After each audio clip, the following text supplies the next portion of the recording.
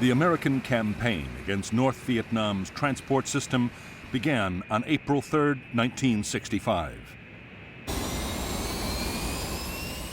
In a month-long offensive, Navy and Air Force planes hit bridges, road and rail junctions, truck parks, and supply depots.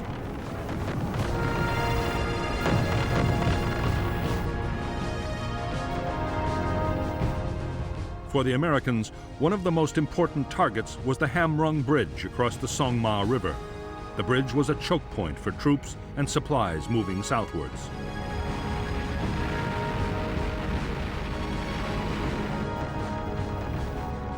In spite of repeated attempts, the Americans failed to destroy the target. 2 U.S. planes were lost to MiG fighters and more to anti-aircraft defenses.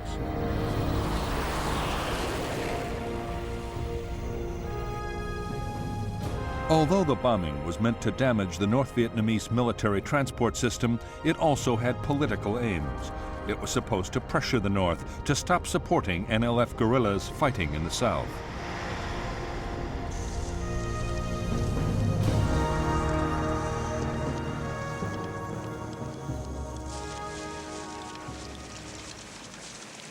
In spite of the mounting damage, Ho Chi Minh, the northern president, was defiant. In South Vietnam, the NLF were doing well on the battlefield. South Vietnamese government forces were on the defensive. Ho meant to continue supporting the war as long as his Chinese and Soviet allies provided the weapons and financial support to carry on.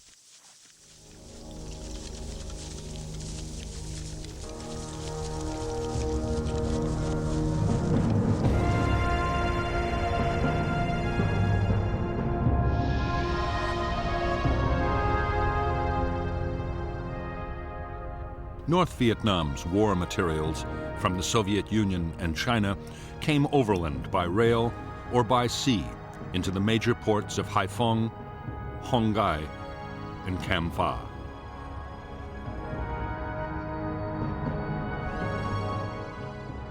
Supplies and troops destined for the war in the south were then sent on to staging areas, especially Dong Hoi. From there, they traveled into Laos by truck and bicycle and down the Ho Chi Minh Trail into South Vietnam. More troops and supplies went south by sea.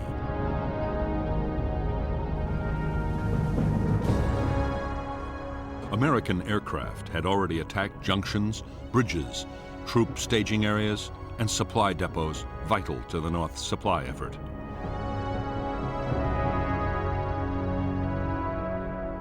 However, the northeast quadrant, with the population centers of Hanoi and Haiphong, would be left alone for the time being, at least. So too would the transport links to China, around which there were now heavy concentrations of Chinese anti-aircraft guns.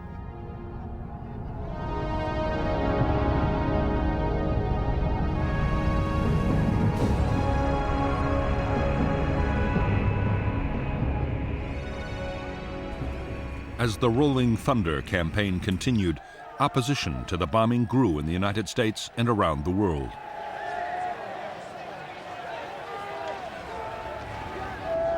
On May 13, 1965, U.S. President Lyndon Johnson agreed to halt the bombing for 5 days. As Johnson had expected, North Vietnam firmly rejected his overture.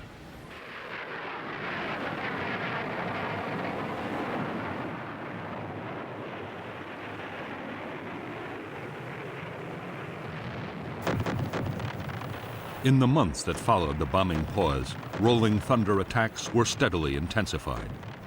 Transportation was still the top priority, but the list of targets approved by the White House was steadily broadened. The planes also began to range further north than before.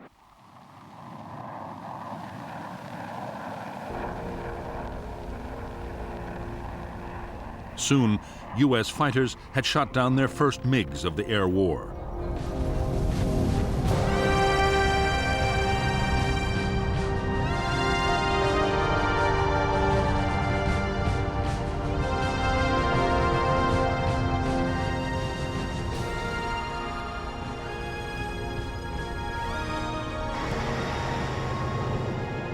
By July 1965, a ring of Soviet-supplied surface-to-air missile batteries surrounded key sites in North Vietnam. The SAM was 35 feet long and radar-guided. It could hit a target 20 miles away and was one of the most advanced anti-aircraft weapons in the world.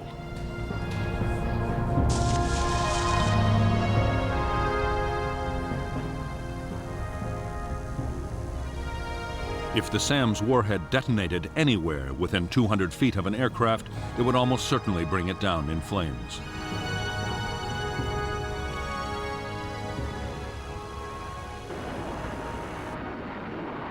The missile defenses destroyed their first U.S. aircraft in late July 1965. In the coming months, 1 in every 20 SAMs fired would hit its target. By the end of 1965, they had lost 171 planes. For American air commanders, the SAMs were a nightmare. The only solution was to try and stay outside their range for as long as possible.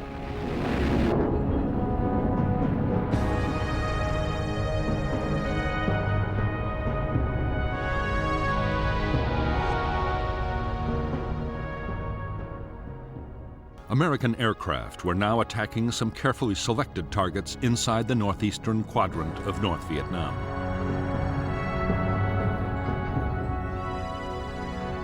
However, they had orders to avoid prohibited zones of 10 miles around the capital Hanoi and 4 miles around the port of Hai Phong.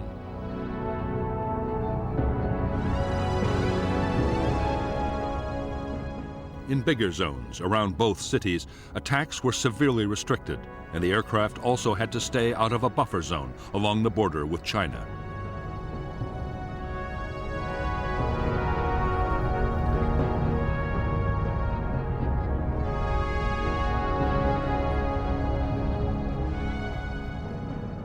It was in the northeastern quadrant that the North Vietnamese had built up the heaviest concentrations of fighters and anti-aircraft missiles. The Americans knew the operating ranges of the MiGs and the SAMs. Attacking aircraft took elaborate measures to avoid them until the last possible moment.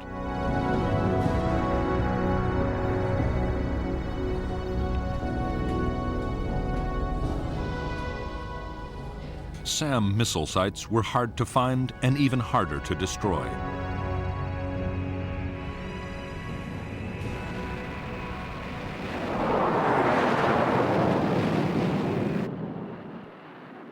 To make the problem worse, those inside prohibited zones around Hanoi and Hai Phong could not be attacked at all. It would be months before the restriction was lifted.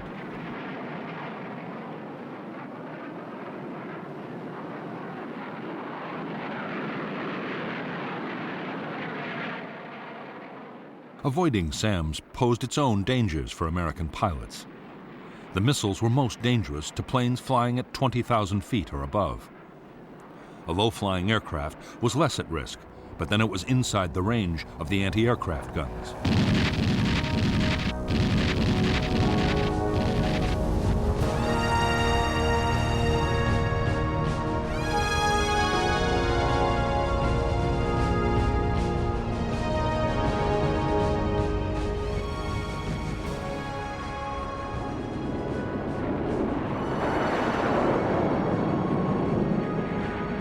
By this time, North Vietnam's MiG fighters were being sent into battle whenever the odds seemed in their favor. Always they fought under strict control from the ground. Their tactics were to approach from behind and above the Americans and then mount a sudden ambush.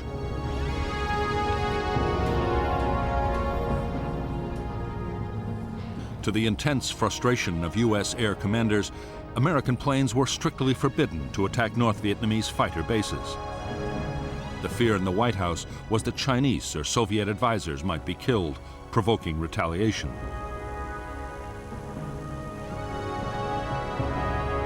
An even bigger worry was that if the North's Air Force were destroyed, Chinese fighter units might take over the defense themselves.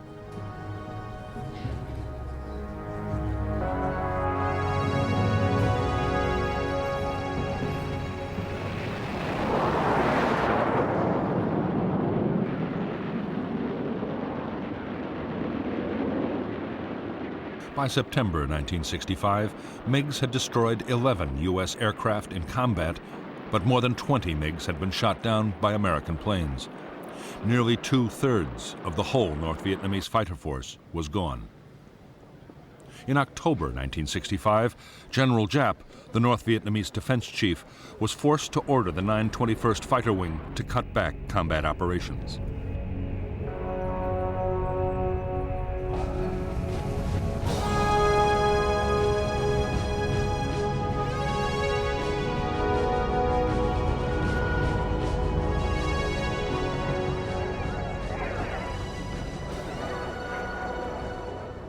On December 24, 1965, President Johnson announced another temporary halt to the bombing of North Vietnam and offered talks.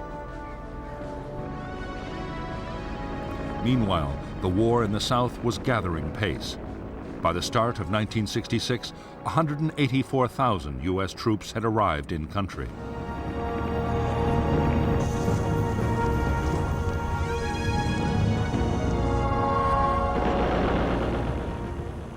They were already launching big operations against the NLF guerrillas.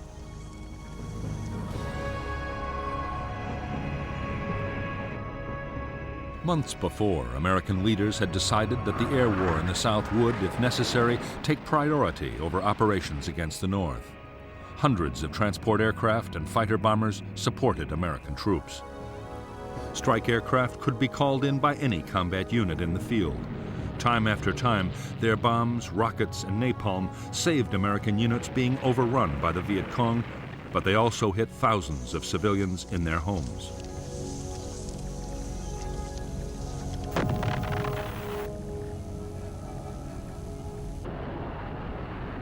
Against Viet Cong troops in the open, tactical fighter bombers were accurate and destructive weapons. However, against fortified guerrilla bases spread out under the forest canopy, they were almost useless.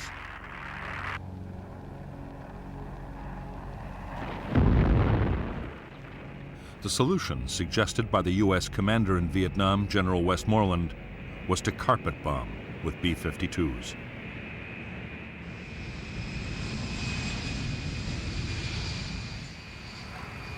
The B-52 could carry 51 750 and 500-pound bombs, a 13.5-ton payload. A modified version, the Big Belly, could carry 108 750 and 500-pound bombs, a massive 31 3/4 tons. A cell of 3 B-52s could obliterate an area 3 miles long and 2 miles wide.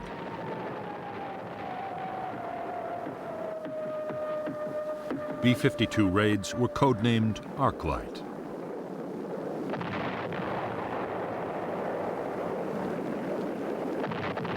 Each raid had involved a 12-hour round trip from Guam in the Pacific Ocean. The missions were possible only because for every bomber in the fleet, there was a tanker from Okinawa to refuel it in flight. The mission of the B-52 force was soon broadened to include the Ho Chi Minh Trail in Laos and passes feeding the trail just inside North Vietnam.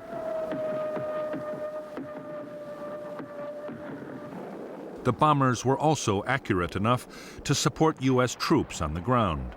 Radar could direct the B-52s to a target day or night up to 200 miles away and tell the crew exactly when to drop their bombs.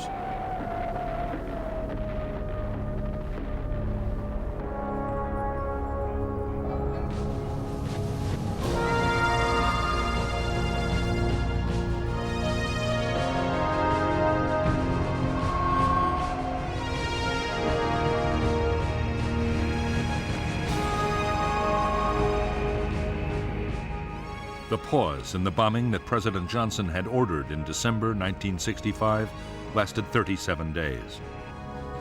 When the bombing restarted, it had coincided with appalling weather. North Vietnam was given a priceless breathing space in which to boost its defenses.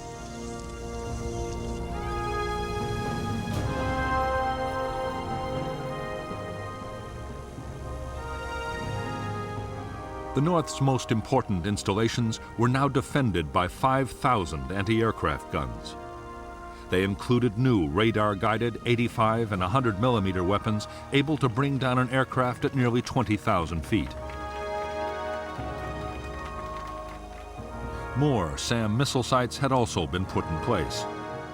By now, 30 new fighter pilots had come back from training in the Soviet Union and China, along with more aircraft to rebuild the fighter force.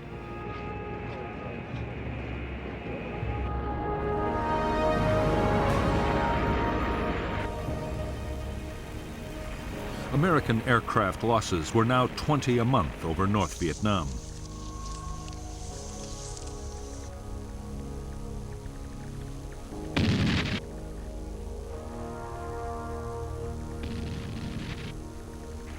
One in 40 planes flying into the heavily defended northeast quadrant was lost. Pilot morale was beginning to suffer. Most were in combat every second day, and some even more often.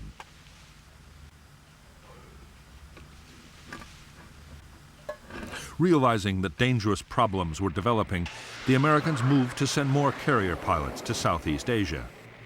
They also overhauled the supply system.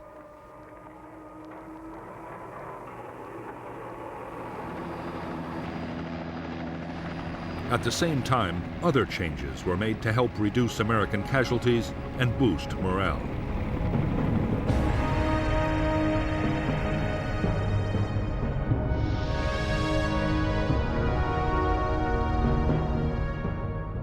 In April 1966, Yankee Station and the carriers of Task Force 77 were moved nearer to North Vietnam.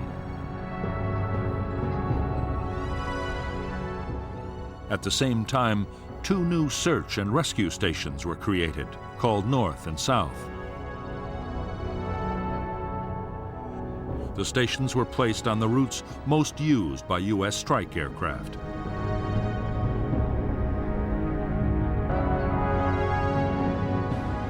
Up to now, U.S. Air Force and Navy planes had taken turns to hit different areas of North Vietnam. There were always problems of coordination. Now, the system was improved by allocating route packages. Route Package 1 was given to Military Assistance Command in the South as part of the war on the demilitarized zone.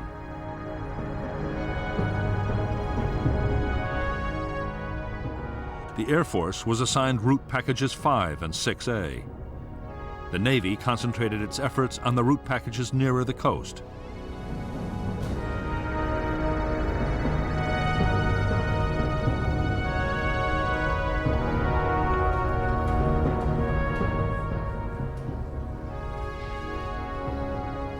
The route package system allowed American pilots to learn the defenses of their own target areas. Combined with the area's search and rescue operations, it did help save pilots' lives, but did little to reduce aircraft losses. In May and June 1966, 18 planes were shot down. 7 pilots were picked up by the search and rescue forces.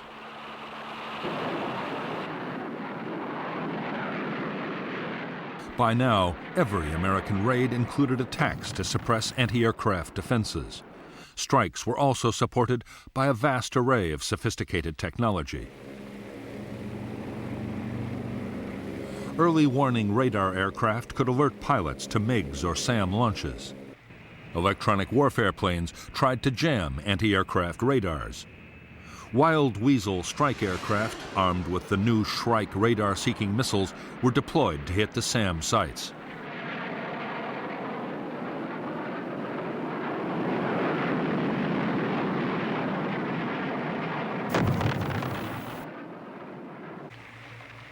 The Americans also had a new and formidable attack aircraft. The A-6 Intruder had the world's most sophisticated electronic navigation and targeting systems.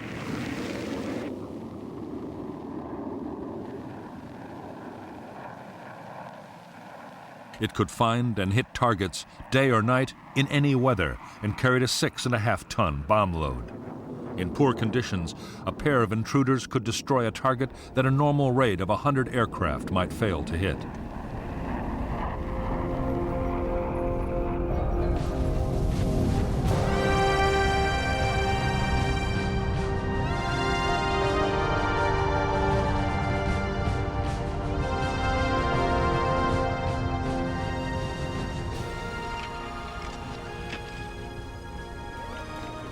More than a year after Rolling Thunder had begun, North Vietnam's leaders were gaining confidence.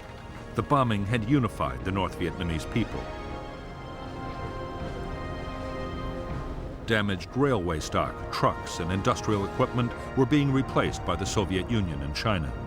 Almost every day, a supply ship arrived in Haiphong Harbor.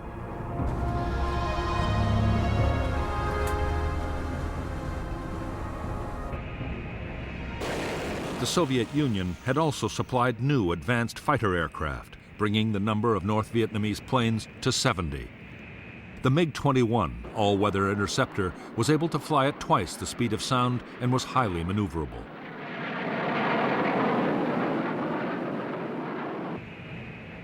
It was armed with 2 cannon and 2 Atoll infrared homing missiles, deadly weapons at medium ranges.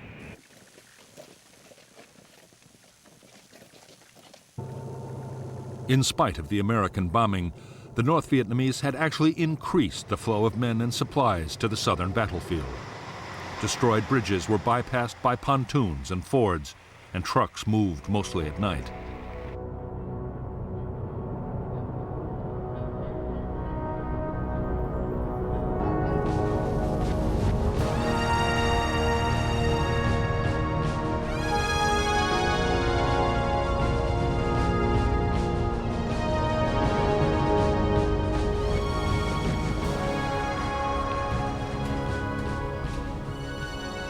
For months, the American Joint Chiefs of Staff in Washington had been urging the president to launch an all-out campaign against North Vietnam.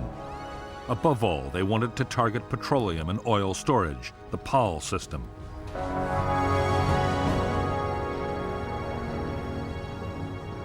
U.S. commanders were confident that an offensive against PAL targets would deal a crippling blow to the North Vietnamese war effort.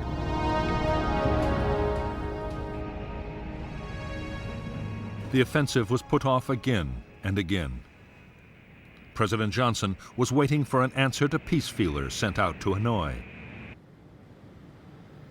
When there was no response, the president approved the attacks. The first PAL raids on North Vietnam's fuel storage system were launched on June 29, 1966.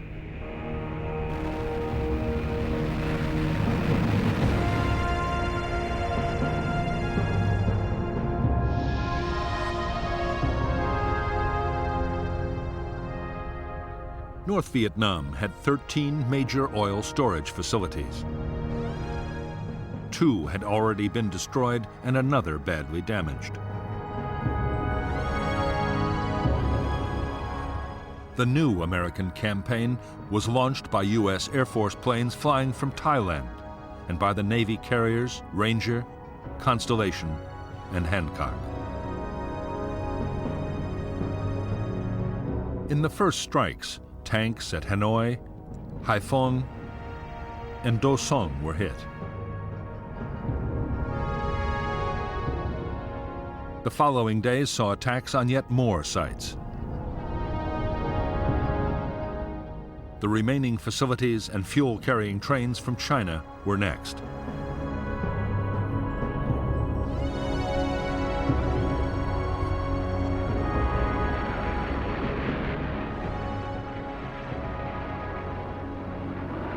The American attacks were completely devastating. The North's biggest facility at Haiphong was totally destroyed. Smoke from the burning tanks reached 20,000 feet into the sky.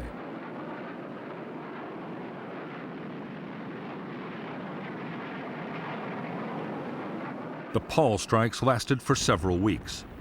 76% of the designated oil facility targets in North Vietnam's main storage and pumping facilities were wrecked. So were half the barges used to ferry oil from tankers offshore. The reaction from North Vietnam's air defenses was furious. SAMs and anti-aircraft guns were reinforced as the raids went on.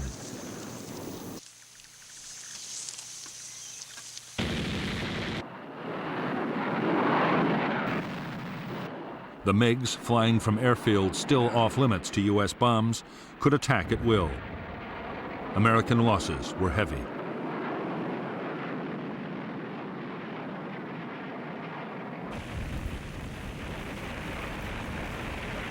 In spite of the massive size of the Paul campaign and the heavy cost in downed aircraft, the American raids had a limited effect. The big oil tanks had been destroyed, but long before, the North had dispersed its stocks in smaller tanks and bunkers. Some had been hidden in residential districts, places the Americans might avoid attacking. The Americans launched a massive effort to try and eliminate the dispersed oil stocks.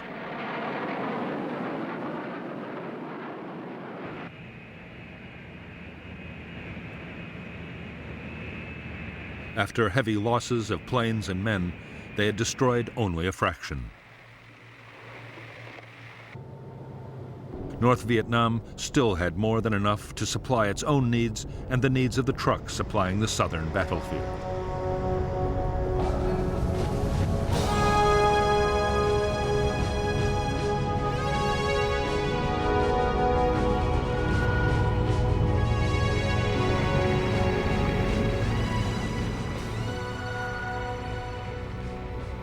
In October 1966, the U.S. Defense Secretary Robert McNamara paid a visit to the American carrier fleet off the shores of North Vietnam. With him was General Wheeler, the chairman of the Joint Chiefs of Staff, and Admiral Sharp, the Pacific Fleet commander.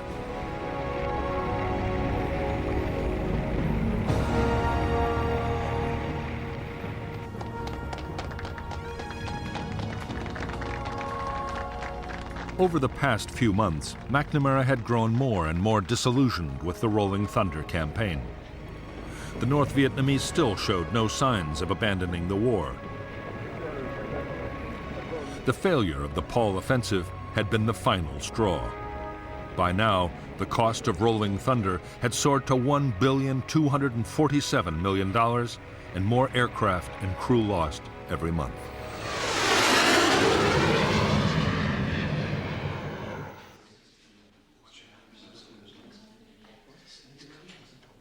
McNamara now favored curtailing the bombing. He argued that U.S. aircraft should concentrate on attacking the supply routes from North Vietnam to the south, at a much lower cost in lives and cash. Military leaders were dismayed. Their argument was that Rolling Thunder had failed because, with all the restrictions, it had never been given a chance to succeed.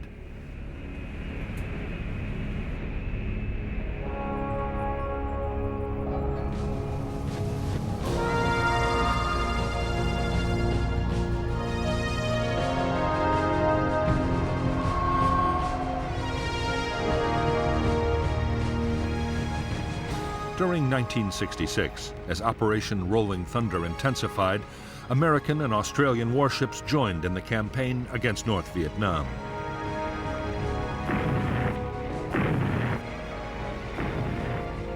Operation Sea Dragon attacked more than 3,500 land targets, including bridges, railroad yards, and truck parks.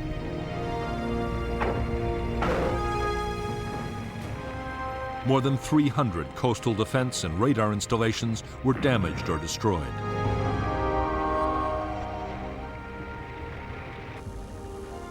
The attacks were fiercely resisted by North Vietnamese coastal artillery batteries.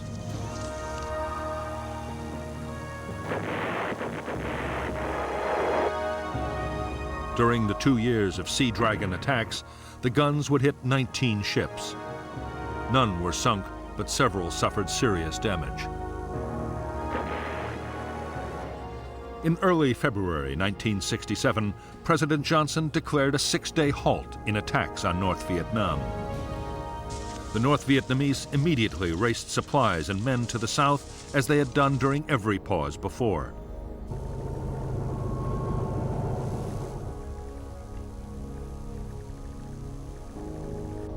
Ho Chi Minh replied to Johnson's offer of negotiations with a demand that the bombing stop completely. Ho made no promise that even then he would talk.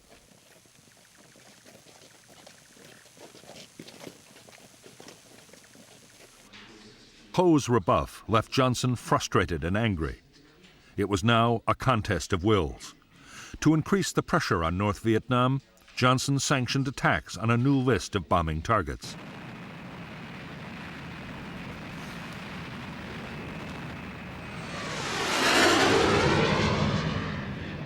American planes would attack the North's airfields, power plants, and industries, while the Navy's Operation Sea Dragon would be expanded. It was a major step towards an all-out campaign.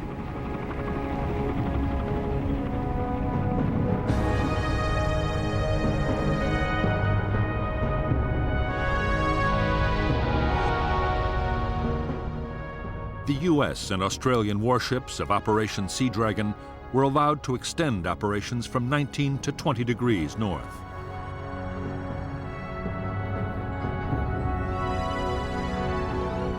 Aircraft were sent to mine river mouths and later inland waterways as well, up to the same line.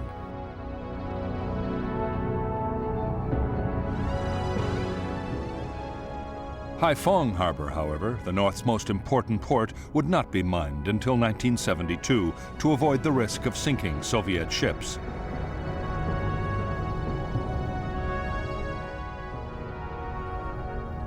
The new targets for U.S. bombers were the airfields, power plants, and industries of the northeastern quadrant. Some targets were inside the previously prohibited zones around Hanoi and Haiphong.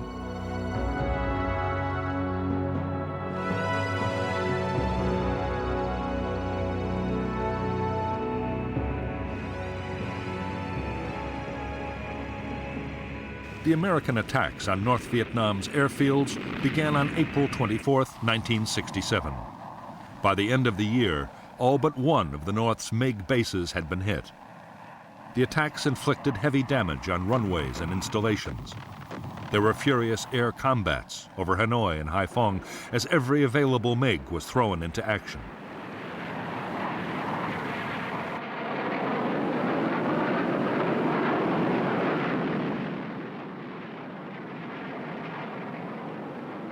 After the airfield attacks came the strikes on industrial targets and power plants.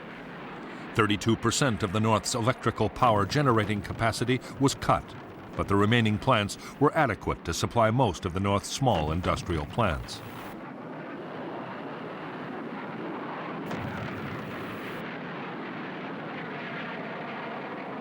By now, the weather had improved, and the bombers now ranged freely, hitting old and new targets again and again. In May 1967, as desperate battles raged in the skies over Hanoi and Haiphong, the Americans shot down 26 North Vietnamese fighters. North Vietnam's pilot strength had been halved.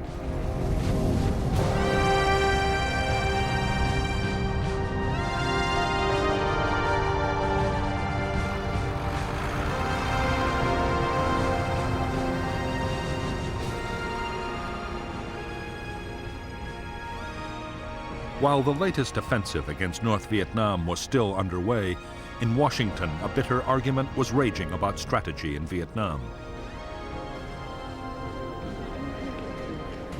President Johnson's civilian and military advisors were now completely at odds. The military wanted a major escalation of the air and ground war in an all-out push for victory.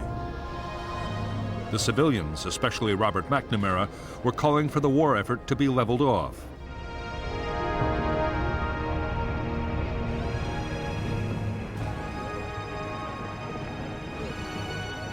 In August 1967, the pressure on President Johnson to side with his military commanders sharply increased.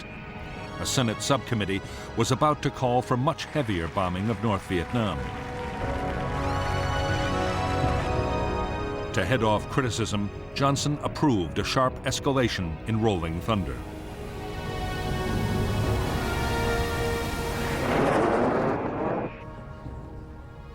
For the Defense Secretary, Robert McNamara, the decision to escalate was the end of the road.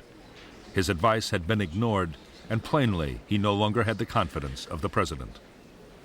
McNamara had no option but to resign.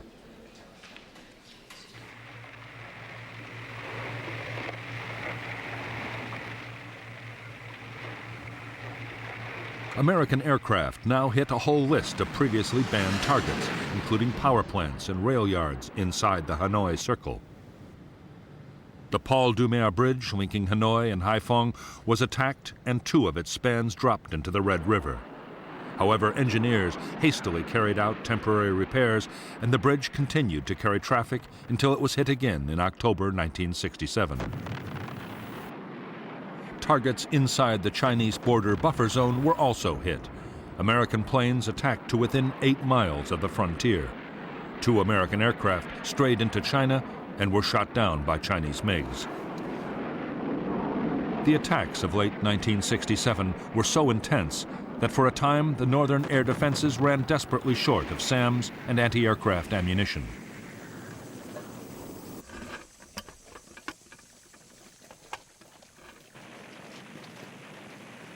Almost all important targets except Haiphong Port had been hit repeatedly.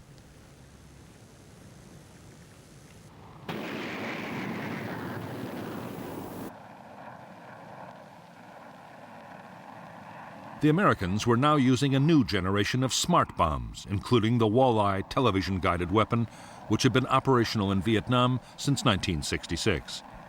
It took many fewer aircraft to destroy a target, which meant in theory that precision attacks could be made, even in densely populated areas. There was little the North Vietnamese air defenses could do to stop the havoc. However, northern leaders still had no intention of giving in to U.S. demands.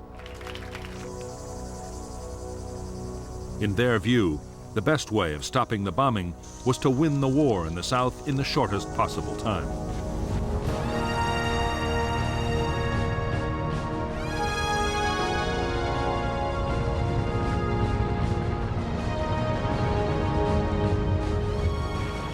In January 1968, 84,000 NLF and North Vietnamese Army troops launched their long-planned Tet Offensive. They attacked towns and cities all over South Vietnam and held huge tracts of Saigon, the capital, for weeks.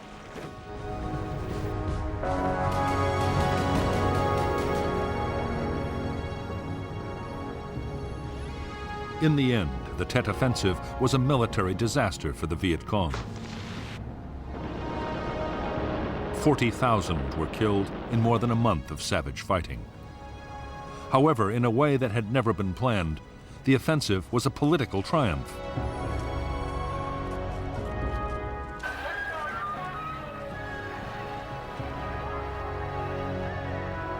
In the United States, public opinion had been turning against the war for months.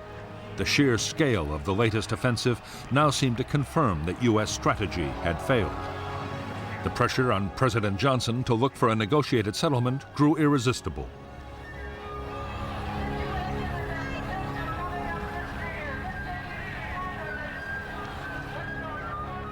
On March 31, 1968, Johnson announced that, as a goodwill gesture, he was restricting the bombing campaign to the extreme south of North Vietnam. With American sons in the field far away.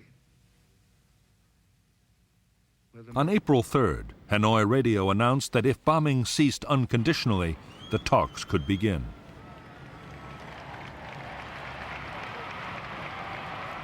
The Paris peace process began on March 10, 1968.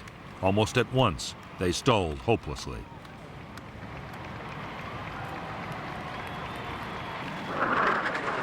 Meantime, U.S. aircraft and warships continued to attack transportation targets below the 20th parallel.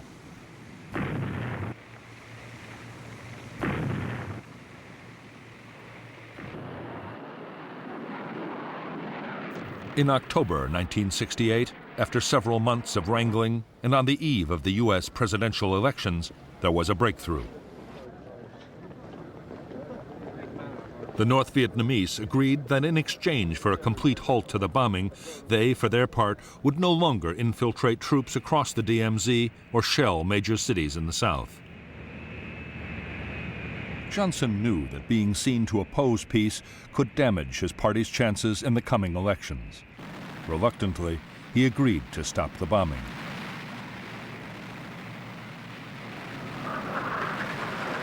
Operation Rolling Thunder came to an end on November 1st, 1968, after 3.5 years. The campaign had cost more than 900 American aircraft. 818 pilots were dead or missing, and hundreds were in captivity.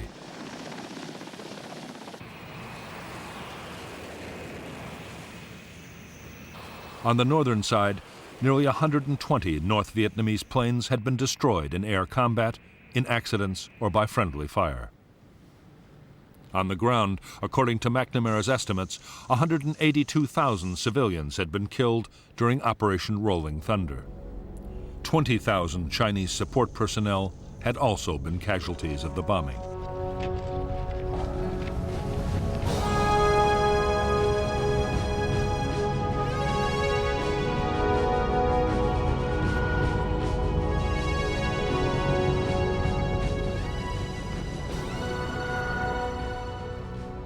With the end of Rolling Thunder, North Vietnam immediately set about rebuilding its shattered transport system. In spite of the talks still going on in Paris, the northern commander, General Giap, was already planning his next offensive in the south. He sharply increased the flow of supplies and men down the Ho Chi Minh Trail. With thousands of U.S. aircraft and pilots no longer tied up attacking North Vietnam, U.S. commanders could concentrate massive air power on Laos. The main aim was to find and destroy the truck convoys moving south. Special forces teams had always scouted into Laos to guide attack aircraft onto targets. But by this time, the U.S. had also deployed the world's most sophisticated electronic surveillance system.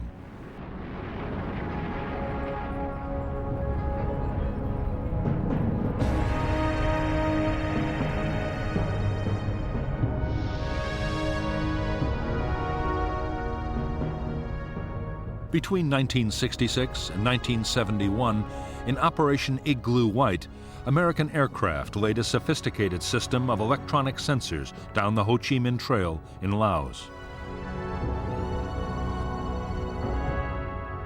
The targets were the truck convoys streaming south from North Vietnam.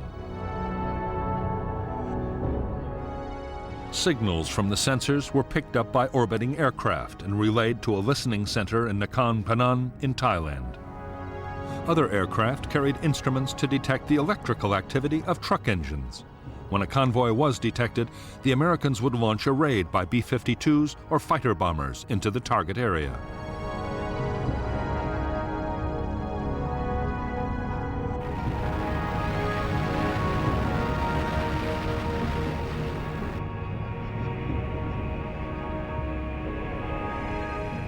In 1968 alone, U.S. strike aircraft flew 88,000 strikes against targets in Laos.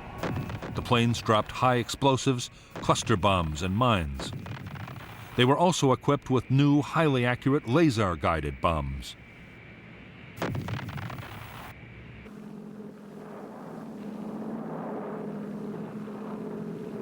In the front line of the war against the trucks, the formidable gunships known as Spooky played a vital part.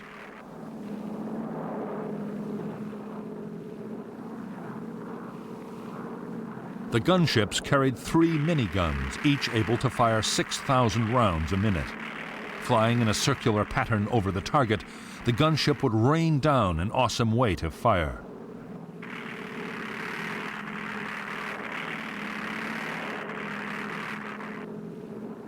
In 1969, the gunships alone claimed more than 10,000 trucks destroyed.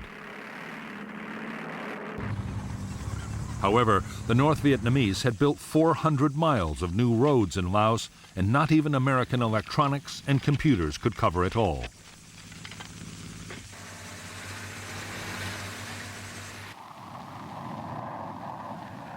Still, U.S. aircraft would drop 750,000 tons of bombs on Laos, 10 times the weight dropped on Japan in World War II.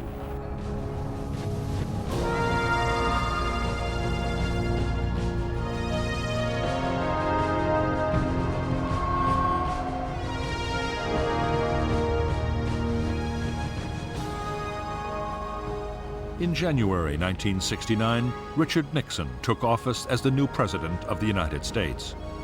Nixon had promised to achieve what he called peace with honor.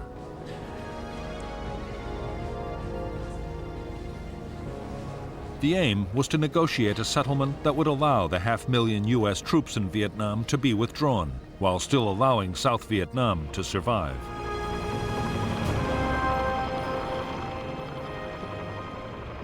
The American plan was to prepare the South Vietnamese to take over their own defense. Officials called it Vietnamization. The regular armed forces would be built up to over 420,000 men. They would get modern weapons, including large numbers of tanks, guns, and aircraft.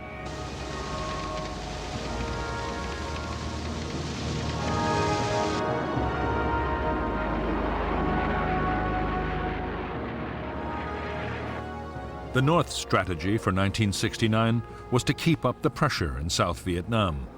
While negotiations were going on, they meant to improve their position on the battlefield.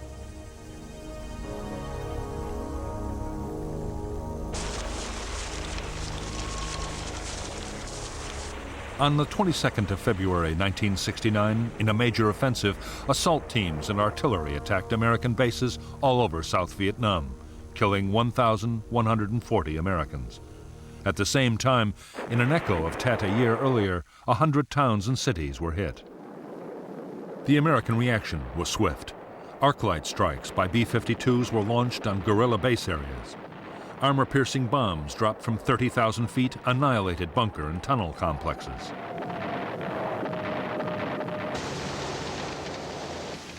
On the ground, American units launched spoiling attacks on guerrilla staging areas and captured enormous quantities of supplies.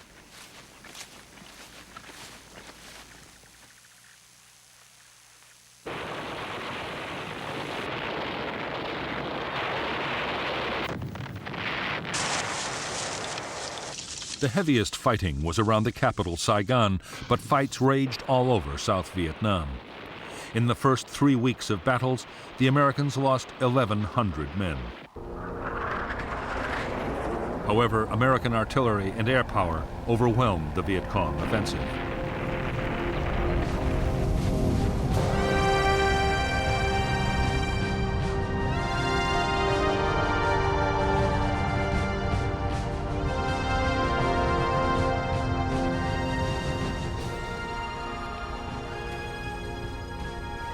In the White House, there was anger and deep frustration at the latest campaign against South Vietnam. President Nixon and his advisors were determined to retaliate to show that the U.S. was serious about defending its ally.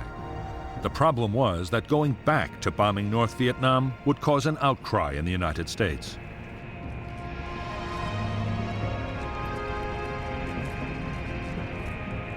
Nixon's plan was to bomb Viet Cong staging areas in Cambodia.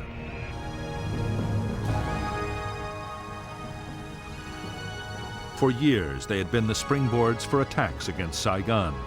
These jungle areas held tens of thousands of troops and vast stores of supplies and weapons.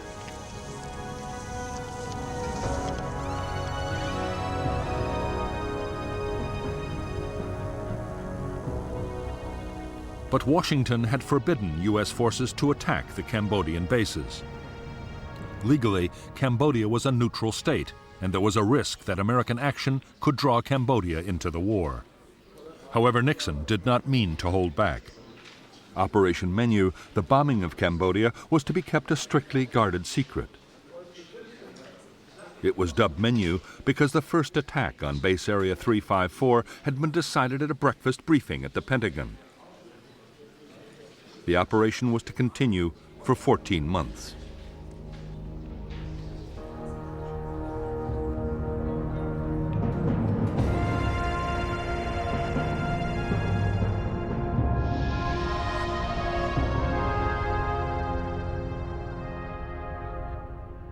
as well as the Ho Chi Minh Trail running from North Vietnam, NVA forces were also supplied by North Vietnamese and Soviet ships, which were allowed to dock at Sihanoukville.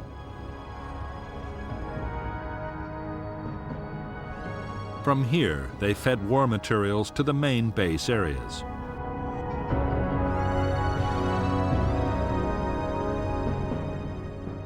The biggest Viet Cong strongholds were west and north of Saigon, in the areas known as the Parrot's Beak and the Fish Hook.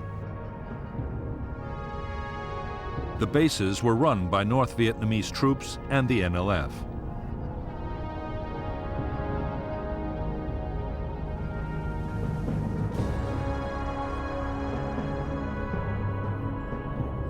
Starting in February 1969, American B-52 bombers from Thailand launched devastating strikes against each of the base areas in turn.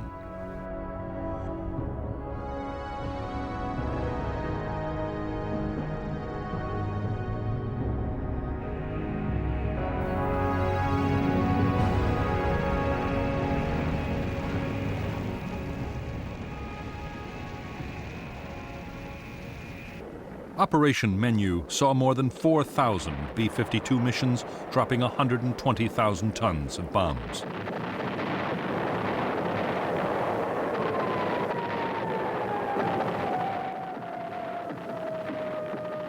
In later campaigns, B-52s supported American and South Vietnamese ground incursions into Cambodia and backed Cambodian government forces against the Khmer Rouge guerrillas. Altogether, in 4 years of bombing, U.S. aircraft would unload more than 500,000 tons of bombs on Cambodia.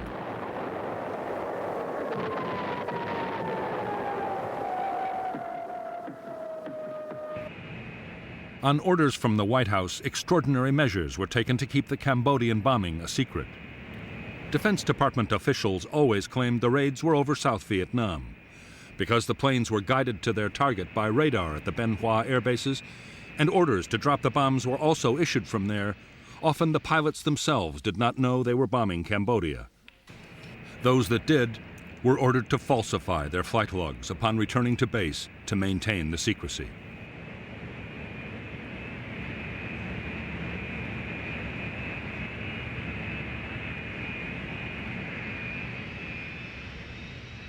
In spite of the elaborate precautions, in May 1969, reports of the secret bombing were published in the American press.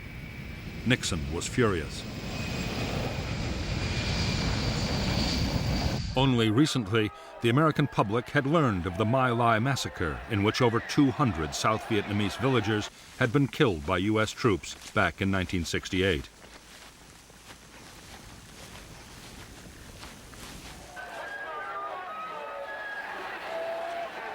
Anti-war feeling had also been fueled by news of the bloody Battle of Hamburger Hill. American troops had suffered heavy casualties capturing the hill, only for it to be abandoned later.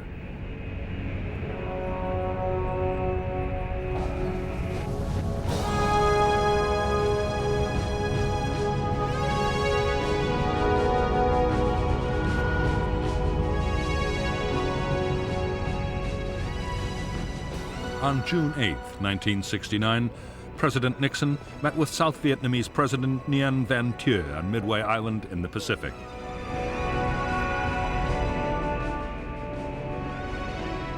Nixon announced that 25,000 U.S. troops would be withdrawn from Vietnam immediately.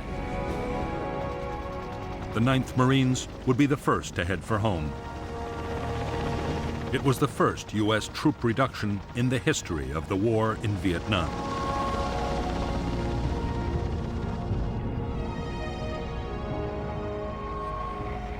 By the fall of 1969, Nixon's initiatives had succeeded in quietening public opposition to the war.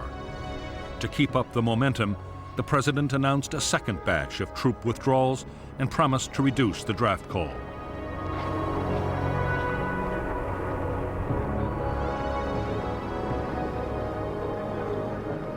In October 1969, an opinion poll gave Nixon an approval rating of 71%, an almost unprecedented figure.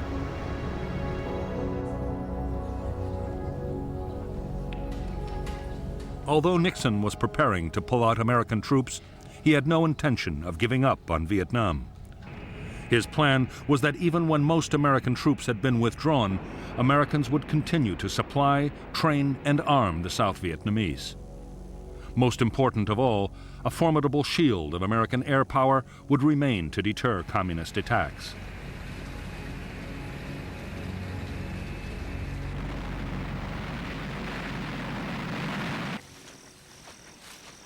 As ground combat in South Vietnam fell to its lowest level in 6 years, the prospects for success looked increasingly good in Washington. What U.S. officials did not know was that in North Vietnam, the greatest offensive of the whole war was being prepared. The plan was to use nearly 200,000 troops and hundreds of tanks in a full-scale invasion of South Vietnam.